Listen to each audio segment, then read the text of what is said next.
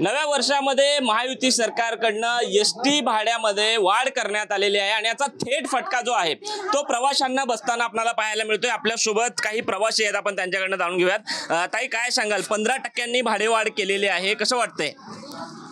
काय सांग, लोक कमी व्हायचं म्हणतात, आता उलट वाढवलंय म्हणजे आता काय सांगणार आम्ही? आता जे आहे ते ठीक आहे म्हणायचं। कुठून कुठे चाललेला? आम्ही आता सोलापूर अक्कलकोट नेहमी जाता? हा, नेहमी जातो। कितीने वाढलं तिकीट? किती 11 रुपये वाढले वाटते। मग हे कसं आहे, बरं आहे का? बरं आहे, ठीक आहे। देवाला जायचं म्हणल्यावर काय एवढं आता। नक्कीच आपण बघू शकतोय की तिकीट वाढल्याबद्दल या ठिकाणी सकारात्मकता महिलांकडनं जाणवतीये।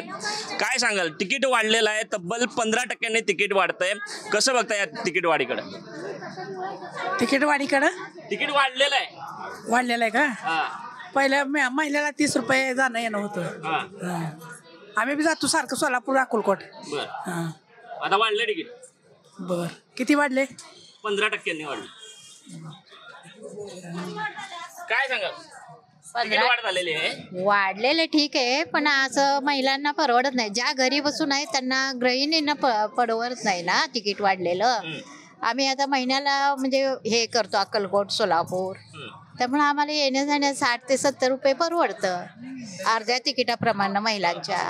बाकी आमचं काही नाही, पण ही तिकीट वाढ व्हायला नाही पाहिजे महिलांच्या बाबतीत, म्हणजे गृहिणी घरी असणाऱ्या बायकांचं व्हायला नाही पाहिजे। मग काय करायचं? मग लाडकी बहिणीच्या माध्यमातून तुम्हाला मिळतात ते काय तुम्ही वसूल करायला लागला काय?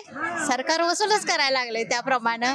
मग आमच्याकडनं तसंच महागाई वाढवली, परत तिकीट वाढवलं, म्हणजे आधी कमी अर्ध म्हणायचं, परत वाढवायचं, हे म्हणजे चुकीचं आहे।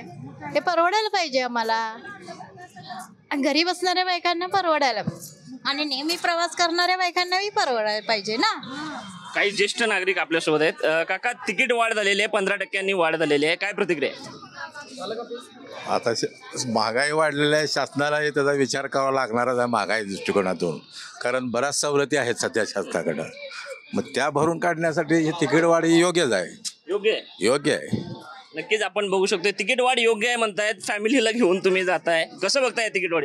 बरोबर नाही, 15% वाढवले, लाडक्या बहिणीला पैसे द्यायचे चालू केले, इकडून वसूल करायचे चालू केले त्यांनी, हे काय बरोबर नाहीये असं तर मला तर वाटतं। सोयी सुविधा आहेत का बसेसच्या? बसचे तर पहिले बसून आहेत, पण तिकीट वाढीचे प्रमाण जास्त वाढले ना आता। नाही, ज्या पद्धतीनं तिकीट वाढ झालेली आहे त्या पद्धतीनं सोयी सुविधा दिल्या जात आहेत का? सुविधा काय आहेत? आपल्याला तर काय वाटतच नाही सुविधा आहेत म्हणून, एवढंच। नक्कीच आपण बघू शकतोय की या ठिकाणी तीव्र नाराजी जी आहे ती युवकांकडनं व्यक्त केली जाते। भैया, कुठं चाललेलं आहे? 15% तिकीट वाढ झाली। मी अक्कलकोटला चाललेलो आहे। तिकीट वाढ झालेली आहे, हे अत्यंत चुकीचे आहे। एका बाजूने शासन सवलती देऊन पैसे सवलती देते आणि दुसऱ्या बाजूने काढून घेते। त्या अनुषंगाने एस टीमध्ये अजिबात सुविधा नाही आहेत।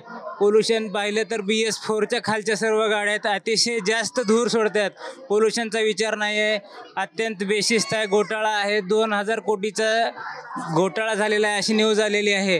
तर ह्या पद्धतीनं करणं हे अत्यंत चुकीचं आहे या सरकारचं। काय सांगशील भैया, तिकिटामध्ये 15% वाढ झाली? तिकिटामध्ये बोलता संतुष्ट आहेस का याच्यावरती? नाही, संतुष्ट नाही।